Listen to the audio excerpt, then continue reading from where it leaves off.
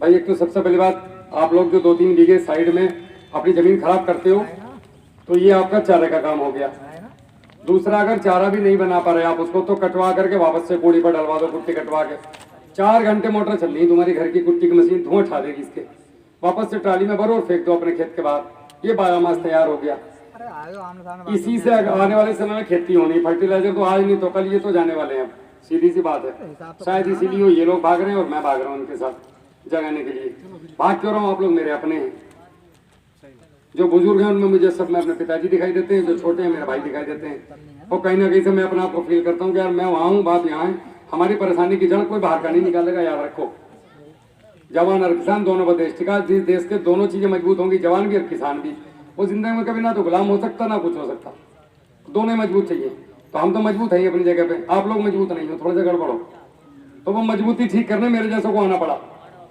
वरना मुझे भी तो मजा आता है इधर पिस्टल लगा के घूमने में बुलेट पे, है कि नहीं। तो ताऊ जी ये आपने जरूर लगवाना है, एक बार किसी खेत में करके देखो, आपको बहुत मजा आने वाला है। आप बोलोगे यार बीमारी खत्म हो गई हमारे खेत की। तो दूसरी चीज, आपका पानी प्रबंधन। आप लोग जो पानी, आपको पता है बिजनौर का जो जल स्तर है पूरे जिले का 1.2, एक ही फीट मान लो, 1 फीट गिर गया एक साल में, 2022 से 23 में। भाई साहब कितना गिरा? 1 फीट। और अगर 10 साल ये ढल रहा, इसका कारण पता है? नहीं पता। कितने लोग हैं घर में समरसेबिल है? बटन दबा के बीवी से पूछते ना के उपले बात रही और समरसेबिल चल रहा है। 1 फीट गिरा, 1 फीट। और हम आने वाले 5 साल में जितने भी चेहरे पे मुस्कुराहट है ना, हम रोएंगे बैठ के। फिर जल प्रबंधन करते फिरोगे राजस्थान की तरह, घर में गड्ढे खुदवाओगे बारिश के पानी को पीने के लिए, तो सुधर जाओगे। खड़े होके जितनी जरूरत है उतना पानी चलाओ। मेरे घर में 4 बार सुबह शाम तक गुस्सा होता हूँ मैं घर वालों को, पानी की टंकी नहीं दिखनी चाहिए मुझे खुली हुई, मैं तो मोहल्ले वालों को लताड़ देता हूँ। तो पानी बचाना है। पानी कैसे देना है? आप जब खेत में पानी देते हैं तो 70% पानी जब भर जाए, देखो जो जवान खड़ा होकर ड्यूटी नहीं दे सकता वो जवान बनने के लायक नहीं है, और जो किसान खेत पर खड़ा होकर पानी नहीं दे सकता वो किसान कहलाने के काबिल नहीं है। आपका जब 70% खेत भर जाए, आप उसको एकदम से बंद कर दो पीछे से नांदा, अगले दिन शाम तक, सुबह तक नहीं होगा ये, अगले दिन शाम तक आपके आखिर के पौधे तक भी पानी लगा हुआ मिलेगा। नहीं तो ऊपर से भले ही इतना सूखा हो, लेकिन नीचे से जब खोदोगे जाके किनारा तो नमी मिलेगी, और यही पौधे को चाहिए। बादशाह कंडीशन। बादशाह कंडीशन क्यों चाहिए? जब आप दोनों तरफ से पानी, आपने पानी भर दिया, अब पानी पौधे का जो टखना होता है जहां से पौधा जमीन में से निकला है, अगर वो पानी में भीगा तो वहां पे बैक्टीरियल प्रॉब्लम आती है, डॉक्टर साहब बता रहे थे अभी। उससे बचने के लिए वापसा कंडीशन चाहिए। वापसा कंडीशन क्या होती है? पौधे को भोजन लेने के लिए 3 चीजों की जरूरत है, 4 की। एक तो आपका 10% खाद, 30% पानी, 30% आपका रोशनी सूरज की, और 30% हवा। हम जब सर पर पानी देते हैं या अंधाधुंध पानी भरते हैं तो आपके पौधे को हवा नहीं मिलती। जब आपके पौधे को हवा नहीं मिलेगी, ये ऐसा ही हो गया जैसे मैं आपको जलेबी दूं और कहूं कि ताऊ जी नाक बंद कर लिया जलेबी खाओ, आप खा नहीं पाओगे, गले से बाहर आ जाएगी। देखा हमारा वो आदमी क्यों नहीं खा पाता? ऑक्सीजन नहीं है उसकी बॉडी में, इसलिए नहीं खा पाता। तो आपने जमीन का वैसे ही कर दिया, पानी भर दिया नीचे से, उसकी नाक बंद कर दी। पौधा भोजन लेगा कब? भाई हवा कब लेता है? पूछने वाला सवाल यह है कि हवा कैसे लेगा? जब जमीन का पानी 70% हवा में या जमीन में लीच होकर निकल जाएगा, बचा हुआ 30% पानी, दो कण है मिट्टी के, उनके बीच में जो 30% पानी फंसा हुआ है, जब ये भाप बन के उड़ेगा, इस भाप को पौधा खींचता है। ये है सही तरीका। ये भाप बनने में कम से कम 5 से 7 दिन का वक्त लगता है, मेरे जंगल में 5 से 6 दिन, और आप जैसे जंगल में जो पक्के जंगल है इनमें 5 दिन 6 दिन तक भी आपके यहाँ पे मिट्टी एकदम गाढ़ा रहता है। अगर हाथ में पकड़ के ऐसे करोगे तो गिरेगा नहीं, चिपट जाएगा। तो 6 दिन तक आपके पौधे ने, जड़ों ने भोजन नहीं लिया। अब पौधा तो चला, तो पौधा कैसे चलेगा? आपने जितना भी भोजन पानी इसको दिया है अभी तक, वो सारा का सारा भोजन इसके पेट में संचित है। जैसे अगर आप मुझे आज खाना पानी ना दो, मेरे हाथ पैर बांध कर डाल दो, तो मैं मरूंगा नहीं 15-20 दिन। उसका कारण है मेरे बॉडी में जो चर्बी है ना, ये चर्बी मुझे जिंदा रखेगी। ऐसे ही पौधे के अंदर भी स्टोरेज होता है, जैसे गेहूं है, गन्ना है, केला है, कोई भी है, तो वो अपना स्टोर करके रखता है अपने अंदर। अब नीचे से भोजन नहीं मिला तो अब उसने अपने आप को खाना शुरू कर दिया। आपने देखा होगा पानी देने के बाद अक्सर गेहूं के नीचे वाले पत्ते या किसी और फसल के भी पीले पड़ जाते हैं। पीले पड़ने का मतलब क्या है? स्ट्रेस में है, वो टेंशन में है, वो समझ नहीं पा रहा कि पूरी कोशिश करता है जड़ से लेने की, जब नहीं मिलता तब वो अपने शरीर को खाना शुरू करता है। अब हर पानी पे पौधा कम से कम 5 दिन अपने शरीर को खाता है। एक साल में कितने पानी देते हो? लगभग 20। बिजनौर वाले तो 20 ही देते हैं, इनका तो मुझे पता। 20 पानी सहरा गन्ना वन्ना मिला करके ताऊ जी काउंटिंग कर लियो, इतनी दो। महीने में 3 पानी, 2 पानी, महीने में 2 पानी, और महीने में कितने पानी देते हैं आप? महीने में 1 पानी। नहीं, गन्ने की बात नहीं कर रहा मैं, गन्ने के बाद गेहूं भी आएगा, अगर सरसों है, धान है, 1 ही पानी। 1 साल का जो एवरेज है वो बिजनौर का बता रहा हूं मैं, 20 पानी का है। 2 पानी लगभग हर आदमी अपनी फसल में देता है 1 महीने में। 1 साल का वो सही एवरेज है। 1 साल का बिल्कुल ठीक एवरेज है 20 पानी। अब 20 पानी पे 5 दिन के हिसाब से आपकी जो भी फसल हो वो 100 दिन बढ़ी नहीं। गन्ना है तो गन्ना भी नहीं बढ़ा। अब वो जो अगर 100 दिन की, अगर ये पानी बैलेंस कर लो आप, तो ये 100 दिन की बढ़भर कम होती है। गेहूं में 3 पानी अगर आपने टोटल दे दिए या 4 दे दिए तो 20 दिन की बढ़भर कम होती है। 20% का सीधा सीधा फर्क पड़ता है। 70% आपका उत्पादन निर्भर करता है कि आप पानी किस तरीके का दे रहे हो आपके खेत में। अगर आपका पानी गलत तरीके से है तो फिर आपकी फसल भी गलत तरीके से ही होगी। अगर आपका पानी सही तरीके से है तो आपकी फसल भी सही तरीके से होगी। अरे वो औरतों का मसला ही नहीं। तो पानी जो है वो सबसे मेन चीज है। पानी को बैलेंस कैसे करना है? जैसे आप लोग 4.5 फीट पे गन्ना बोते हो तो 4.5 फीट पे आप इधर से भी पानी दे रहे हैं, इधर से भी पानी दे रहे हैं, इधर से भी पानी दे रहे हैं। तो ये जो गूल बन गई आपकी, अगर आप एक तरफ पानी दो, आप 4 गूल में करके देख लो इस बार मेरे कहने से, बस 4 गूल में इधर पानी देना है, इस तरफ नहीं देना है। ऐसा क्यों? और फिर अगली बार इधर देना है, इसमें नहीं देना है। जब आप इधर से पानी देंगे तो इधर सूखा है, एक तो इधर की जमीन ढीली रहेगी, दूसरा ये नमी इधर तक आएगी। तो आज ही आपका पौधा इधर से तो मिली हवा, इधर से मिला पानी, ऊपर सूरज की रोशनी, नीचे से खाद, आज ही भोजन उठा लेगा तो आपने वो 5 दिन बचा लिए। और आपका पौधा जो रुक रुक रुक रुक के चला, ये रुकावट जो पौधे में पड़ रही है ये आपकी बंद हो जाएगी, रुकावट नहीं आएगी और पौधा एकदम से शानदार तरीके से आपका ग्रोथ करेगा। ये बेसिक चीजें, इसीलिए ड्रिप आई। ड्रिप क्यों आई? ड्रिप का कारण यही है, बाप से कंडीशन हमेशा बनी रहती है ड्रिप में। भाई पानी जो है वो जड़ के कक्षाओं में रहा और उसके बाहर 1.5 फीट के बाहर तो पानी है ना ड्रिप में, तो वहां से हवा आई, वेंटिलेशन होके हवा पानी का मिक्सअप मिला, तो मैंने भोजन ले लिया। अब सारी जमीन में पानी भर गया तो ताऊ जी वो बचा नहीं उसके पास कुछ जगह लेने के लिए सांस।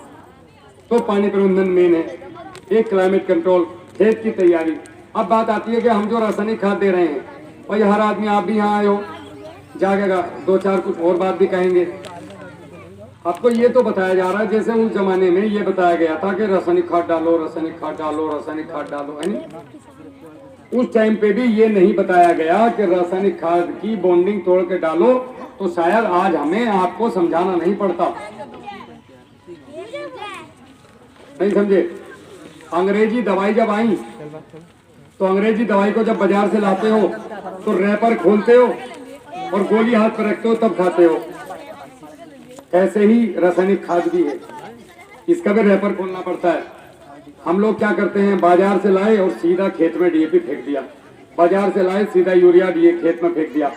ये तरीका गलत है। इस तरीके से आप जिंदगी में भी इससे रसायन से मुक्ति नहीं पा सकते। और ये होता क्या है, 80% जमीन में फिक्स होता है। फिक्स का मतलब है ना तो जमीन उसको ग्रहण कर सकती है ना पौधा। अभी आपकी जमीन में इस तरीके से, मैं आपको एग्जांपल दूं कि आप वो दवाई लेके आ रहे हो मेडिकल से और रोज 4 गोली 5 गोली खा रहे हो, तो वो पन्नियां आपके पेट में इकट्ठे होती जा रही हैं। अब आपकी बड़ी आंत भर चुकी है, अब उल्टी आने लगी, उल्टी में भी पन्नी दवाई आ रही है और बिल्कुल जो है कब्ज लग गया, बुरी स्थिति है, मरने की स्थिति में हो। आज उसी स्थिति में हमारी जमीन है। अब बात ये आती है कि भैया ये तो सबको पता, सारे ज्ञान देकर चले जाओ, इसको तोड़ना कैसे वो कोई नहीं बताता है। तो सही तरीका ये है कि आप आज की तारीख में आज से ही कैसे वापस जाओ ऑर्गेनिक की तरफ, वो मैं आपको सिंपल सा सूत्र समझा देता हूँ। समझ रहे हैं आप लोगों ने? समझना नहीं समझ रहे हैं आपकी इच्छा। जो भी रासायनिक खाद डाल रहे हो खेत में, मैं उनमें से हूँ जो डालने के लिए मना नहीं करता। तरीका बता देता हूँ, इस तरीके से डालो, जिंदगी में भी नुकसान नहीं होगा। जहाँ हो यहाँ से जमीन का कार्बन बढ़ेगा और जमीन मजबूत होती जाएगी और धीरे धीरे आप इसको छोड़ते चले जाएंगे। आज से ही जितना भी रासायनिक खाद डालते हो उसको आधा कर दो, कोई भी फसल क्यों ना हो। और आपका जो भी रासायनिक खाद है उसको देने का तरीका क्या है, सूत्र क्या होता है खाद कहते थे, भोजन का सूत्र क्या है, दाल चावल रोटी गुड़ घी दही दूध मट्ठा सलाद अचार, ये भोजन का सूत्र है। हम खेत में क्या कर रहे हैं, रोटी चावल रोटी चावल रोटी चावल रोटी चावल अचार, जाते जाते कहानी खत्म। Urea DAP urea DAP urea DAP और कभी कभी मैग्नीशियम, कभी किसी का तो सल्फर के दाना अच्छा बने, सल्फर डाल दो, कहानी खत्म हो गई। बड़े भाई आपकी आवाज ही जाएगी, या तो आप ही बोल लो उसमें या मैं बोल दूं। प्लीज कीप क्वाइट, आराम से बैठ जाओ। हिंदी में समझ आ रही तो बताओ, नहीं तो मैं इंग्लिश में बात करता हूँ। तो ये क्या होता है, उससे डिस्टर्बेंस होता है। वो जो आप जैसा भाई उसको देखेगा ना, वो अंदर से गाली देगा, वहां लेटा हुआ चार पे। तो होता क्या है नीताऊ जी, मेरा भी ध्यान भंग होता है, मुझे मजा नहीं आता था। आपने जो ये खाद लिया रासायनिक खाद, इसकी बॉन्डिंग तोड़ के आपको खेत में देना है। शुद्ध शब्दों में बॉन्डिंग कैसे टूटेगी, आपके पास जो भी रासायनिक खाद है, कोई सा भी हो, urea DAP potash magnesium sulphur कुछ भी, इसको देने का एक सूत्र है। जितना आप खेत में यूरिया देंगे उसका 20% आपको जिंक देना पड़ेगा। अगर आपने जिंक नहीं दिया तो क्या होगा, तो ये होगा कि आपके खेतों में वायरस आएंगे। आपने देखा होगा ना, एक बीमारी छुट्टी नहीं दूसरी आ गई, ये जिंक के कारण होता है। वो देते भी हो तो गलत तरीके से देते हो, मतलब जब जरूरत है तब दवाई नहीं दी, जब मैं मरने की स्थिति में आ गया तब आपने दवाई दी, किसी काम की नहीं। और जितना डीएपी देते हैं उसका 20% आपको क्या देना है, मैग्नीशियम सल्फेट। और जितना आप कैल्शियम देते हो उसका 20% क्या देना है, जितना 20 आपका पोटास लगा उसका 20% कैल्शियम नाइट्रेट। और जितना मैग्नीशियम, ये सूत्र है, जितना मैग्नीशियम दिया और जितना आपका कैल्शियम दिया, इसका 20% क्या दिया, क्या देना है, ये हो गया आपका सल्फर WD। और सल्फर का आधा पोटेशियम मोमेंट और पोटेशियम का आधा पोटेशियम फुलवेट। अब ये काम क्या करते हैं, ध्यान से सुनना। जैसे ये टेंट यहाँ पे लगना था सुबह, हमारे घर में एक शादी है। अब आप समझो सारे के सारे के खाद होता क्या और हमें देना कैसे चाहिए, और ये खेत में जाके करते क्या क्या है। हमारे खेत में जब हम आप खेत को समझो हमारा घर, हमारे घर में शादी है और हमने यहाँ पर टेंट लगवाना है, मेहमान आने, बारात आनी है और बढ़िया शादी करवा के हमने उनको विदा करके भेजना है। ऐसे ही हमारे खेत में हमने फर्टिलाइजेशन देना है और हमारी फसल को अच्छे से उगा के भेजना है। अब आप उससे रिलेट करना है इसको। टेंट वाले को हमने बताया कि भैया तू यहाँ पे टेंट गाड़, खंबे गाड़ दे। तो ये जो खंबे खड़े हैं ये टेंट वाले ने लगा दिए। ये क्या हो गया, यूरिया स्ट्रक्चर बनाएगा आपके पौधे का, वेजिटेटिव ग्रोथ करेगा। अब ये टेंट गिरे ना, तो इस भाई ने इसको जमीन में गाड़ा है और कहीं कहीं रस्सियों से भी बांधा होगा। ये काम कौन करेगा, जिंक, प्रतिरोधक क्षमता, इसकी मजबूती बनाएगा इसकी। समझ गए आप, समझते रहना, इस तरीके से समझ में ज्यादा अच्छा आता है। जो डीएपी है वो क्या काम करेगा, वो इसके स्ट्रक्चर को अंदर से मजबूत करेगा। ये पर्दे लगेंगे, ये लगा, ये झल्लर लगी, कुर्सी बिछी, ये भरण का इसका जो काम करेगा अंदर का, इसकी जड़ों से लेकर के इसका जो आंतरिक विकास है वो करेगा डीएपी। फास्फोरस, और फास्फोरस को, ये तो फास्फोरस तो हो गई। अब इसके अंदर पे कहाँ पे डायरी बटनी, कहाँ पे कौन बैठेगा, ये जो काम अंदर का करेगा, कुर्सी के कवर कुवर चढ़ाने, सुबह तो नंगी आएगी ना टेबल, ये तो ये काम कर रहा है मैग्नीशियम सल्फेट व्यवस्था अंदर की, ये मैट बिछाना, ये सब झाड़ू वाड़ू लगवानी। अब आपकी आ गई पोटास। पोटास मतलब ब्याह में कहाँ रसगुल्ले रखे जाएंगे, कहाँ पकौड़े रखे जाएंगे, कहाँ क्या रखा जाएगा, खाने पीने की चीजें, ये काम भरण का काम है पोटास का। कहीं फूल और कहीं क्या गुलदस्ता, कहाँ क्या रहेगा, ये सारा काम हो गया उसका, पोटास का। अब पोटास के साथ में कैल्शियम क्या काम करेगी, क्या रसगुल्ले में चमचा है कि नहीं है, रसगुल्ले बांटेगा कौन, भाई तू यहाँ खड़ा हो जा, तेरा काम रसगुल्ले बांटने का। एक व्यवस्था वहाँ की जो भरण की व्यवस्था होगी, खाने पीने की, के वेटर कहाँ है, चाय कहाँ है, ये काम हो गया पोटास। और उनकी व्यवस्था का काम हो गया पीछे से कैल्शियम का। ठीक है साहब। उसके अलावा माइक्रोन्यूट्रिएंट की भी जरूरत होती है। माइक्रोन्यूट्रिएंट का काम है सजावट का काम, अंदर कहाँ पे पेंटिंग लगा दी, कहीं ये फूल लगा दिया, कहीं ये वो चिपका दिए, कहीं फूल चिपका दिए, ये माइक्रोन्यूट्रिएंट का काम है। सूक्ष्म रूप में जरूरत है उसकी, ज्यादा जरूरत नहीं है फूलों की। तो अब आपका आ गया नीचे सल्फर। सल्फर का क्या काम है, ये जो दो आदमी थे जो पर्दे वर्दे लगवा रहा है बैठ के, और जो दूसरा वाला रसगुल्ले पे खड़ा, ये भाग ना जाए, या किसी मेहमान ने चाय गिरा दी तो पर्दा बदलना भी तो है, नहीं तो कवर को कुर्सी पे बैठेगा नहीं कोई। किसी ने प्लेट गिरा दी खाने की तो उसको साफ कौन कराएगा, इन दोनों का काम ये करेगा, इन दोनों पे निगाह रखने का काम सल्फर। यानी कि खेत में फंगस को नहीं आने देता है और उसकी क्षमता को बढ़ाता है, चमक बढ़ाता है।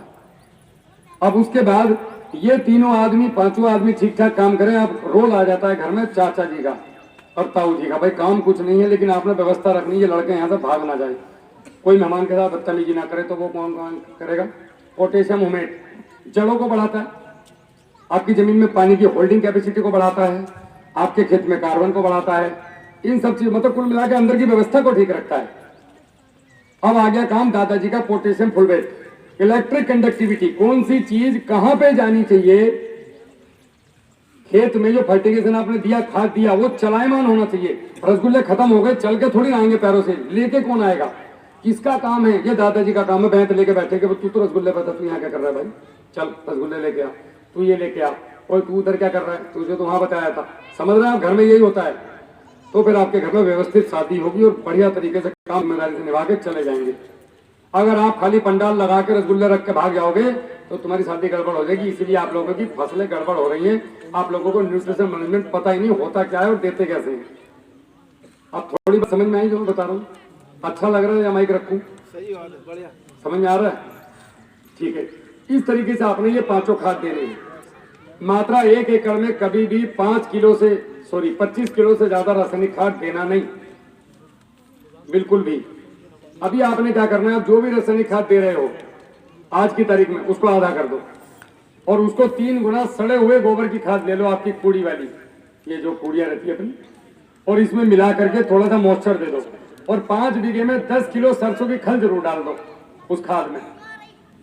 सरसों की खल कूट के वैसे रख दो, थोड़ी सी बारीक कर लो, चाहे पैर से चल लो, उसमें 2-4 बार उसमें डाल दो और इसके अंदर 5-7 बाल्टी पानी छिड़क दो। आप पानी छिड़कने के बाद आप इसको मिला करके और 8 दिन के लिए पन्नी में बंद कर रख दो। पन्नी बंद मतलब नीचे जमीन पे बिछा दिया, चारों तरफ से पॉलिथीन, मैं तो नीचे भी पॉलिथीन बिछाता हूँ और ऊपर भी बिछाता हूँ। एक वीडियो है 36-26 नंबर का, उसमें मैंने मिला के दिखाई है खाद कैसे बनती है। इसको लाखों लोग कर रहे हैं, बिजनौर में बहुत लोग कर रहे हैं, बुधा नंगले में लोग प्रयोग करते हैं। आपने क्या करना है, ये खाद को बिल्कुल पैक करके रख देना है 8 दिन। क्यों रखना है?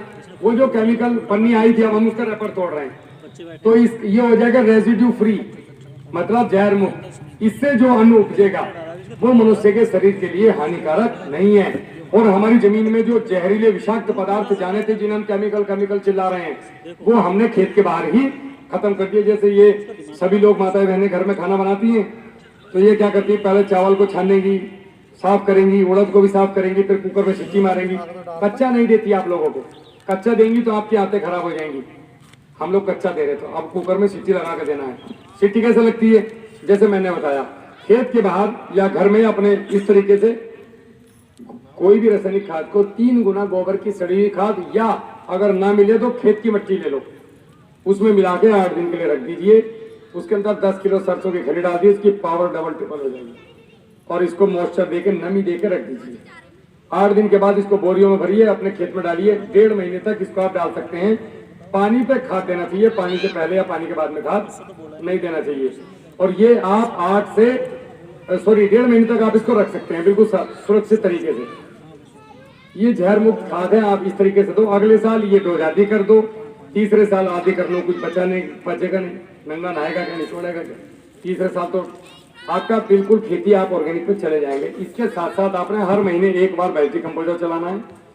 45 दिन में 1 बार 200 लीटर पानी, 2.5 किलो बिना भुजा चूना ड्रम में डाल दिया और उसके 2-3 घंटे के बाद उसके अंदर 5 किलो समुद्री मोटा नमक, जो पहले गांव में डालते थे सब्जी, और 20 किलो सरसों की खल, इनको मिलाओ और मिला करके पानी के साथ 1 एकड़ में डाल दो। आपका जो उत्पादन आज आ रहा है, इससे 20 कुंटल फालतू गन्ने का आएगा या केले का आएगा, कोई भी फसल हो, आपका 20 से 30% उत्पादन बढ़ेगा निश्चित रूप से। आपकी जमीन में बायोमास कार्बन भी बढ़ेगा, बैक्टीरिया भी बढ़ेंगे, कुल मिला के जमीन की ताकत को बढ़ाएगा। इसके अलावा जीवामृत आपने महीने में 1 बार तो निश्चित रूप से चलाना है। ज्यादा से ज्यादा गोबर की खाद आपने प्रयोग करनी है। तो ये आपने जो है, नमक में 80 से ज्यादा मिनरल है। एक और आप जो है, ये हो गया आपका बेसिक चीजें। 3-4 चीजें पकड़ लो, देखो बताने के लिए हजारों हैं। होटल में जाते हैं, 5 पेज का मिलता है किताब, लेकिन खाते कितना है, पनीर और नान, कहानी खत्म। तो मैं वो चीज बता रहा हूँ जो आप कर सकते हो, वरना बताने के बाद मेरे पास भी बहुत लंबी लिस्ट है। मैं 8, 10, 12 साल हो गए मुझे इस काम में। बाकी जो भी आप लोगों के सवाल होंगे आप मुझसे फोन पे पूछ सकते हैं। मेरा नंबर है 94 070 38 222। ये भी आपको इसमें वीडियो में मिल जाएगा। अब बात आती है कि भैया हमारा एक ऐसा स्प्रे बता दो। वैसे तो जो डॉक्टर साहब ने बताया वो पर्याप्त है, लेकिन फिर मेरा भी एक अनुभव है। 94 070 38 222। आपने मिट्टी का स्प्रे ले लिया, सॉरी आपका ये लिया 200 लीटर पानी, उसके अंदर आपने 5 फीट का गड्ढा खोद लो अपने खेत के आसपास कहीं भी।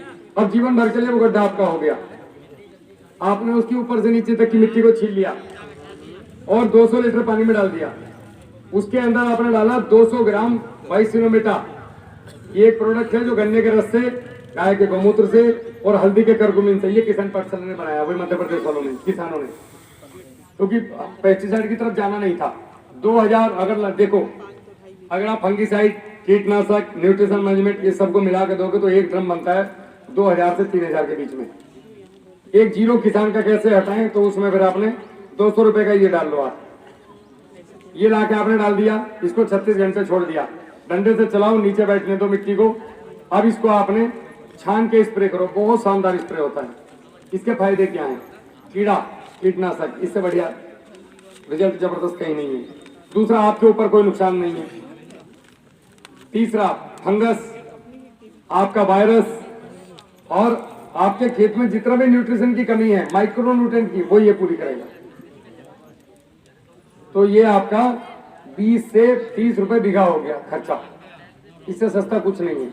अब जब आप ये करोगे तो आपको ऐसा लगेगा कि मैंने कुछ जादू ला के मारा दुकान पे से। लोग पूछेंगे आपसे, ये जी आपको वहीं से आ जाएगा। 94 245 38 222 एक नंबर है, आप उस पर फोन करेंगे तो वो आपके यहाँ पे घर पे पार्सल होके आ जाता है। हाँ, ये आप 100 ग्राम, 150 ग्राम, 200 ग्राम का रिजल्ट बहुत बढ़िया है। 1 लीटर में 1 ग्राम। ये आप जब करेंगे तो आपको कम से कम 19-20 नहीं, 15-35 का फर्क आएगा फसल में। एक तरफ करना और एक तरफ मत करना। एक और स्प्रे है इसके जैसा ही, आपका 200 ग्राम ये सुक्रोज और 3 किलो सरसों की खल आप मिला लो, 48 घंटे के लिए छोड़ दो और आप इसको छान करके आप स्प्रे करो। दूसरा, अब बात यह आती है कि साहब हम वहां से नहीं मंगवा सकते या हमें नंबर नहीं पता, तो हम क्या करें? या तो आप किसान पाठशाला से नंबर ले लो, या आपके घर में अगर देसी गाय है तो पहले तो आपको गुड़ बनवाना पड़ेगा अपने आप कोल्लू पे। जब आप कोल्लू पे गुड़ बनवाएंगे तो 1 किलो हल्दी 10 किलो गुड़ में पड़ेगी, सॉरी 100 किलो में कच्ची हल्दी कूट के ये आपने डलवा दी। अब आप इसका 1 किलो गुड़ और 2 लीटर गाय का पेशाब, कोशिश करो ज्यादा से ज्यादा जमीन पर ना पड़ा हुआ मिले, मतलब गंदा ना हो। अब इनको मिला के आप 24 घंटे रख दो तो इसका पेशाब का शुद्धिकरण हो जाएगा गौमूत्र का। और अब इन दोनों को मिला के वापस से डाल दो, 36 घंटे सेम वही प्रक्रिया। या तो ये कर लो, ये नहीं कर सकते तो वहां से मंगवा लो, लेकिन मिट्टी के स्प्रे पे आ जाओ आप लोग। अगर इसका रिजल्ट नहीं आता है तो मैं चौक पर कहीं कहीं दूर का नहीं हूँ। ये मैं कम से कम 250 से ज्यादा सभा में बोल चुका हूँ। आज तक मेरे पास कोई पैसे मांगने वापस नहीं आया, तो आपको नगद पैसे वापस करूंगा मैं सुक्रोज के, आप मंगवाओ वहां से। ये कोई प्रोडक्ट नहीं है, अपने घर में बना लो, मैंने रास्ता बता दिया। पानी तो चाहिए ताऊ जी, या तो बिस्लरी की बोतल पी लो या घर में अपने घर से पी लो, बिना पियो काम नहीं चला सकते। तो ये मिट्टी का स्प्रे आपकी सब बीमारियों की दवाई है, आप करके देखो। हाथ किंगे को आरसी का, पले लेके को फारसी का। फिलहाल के लिए इसका रिजल्ट देखना है तुरंत में, तो घर में जो गुड़ हो वो ले लो और 100 ग्राम हल्दी मिला लो, लेकिन ये 1 या 2 बार के लिए। अब दुश्मन को ज्यादा देर तक बिना बंदूक के रोक नहीं सकते। वो अलग बात है डंडे से डालो करो, आइए भाई बंदूक लेकर आइए, तो वो देख रहा है कि बंदूक कब तक ला रहे हो। गुड़ एंटी फंगल अपने आप में नहीं है, एंटी बैक्टीरियल नहीं है, वो भोजन है, सुक्रोज है उसके अंदर। बिल्कुल, वो अच्छे का भी है बुरे का भी है, और मिट्टी में अच्छे के भी अंडे हैं बुरे के भी हैं। इनको डिस्टिल कौन करेगा? ये या तो जहर मार लो या ये मार लो, आप लोगों की इच्छा है।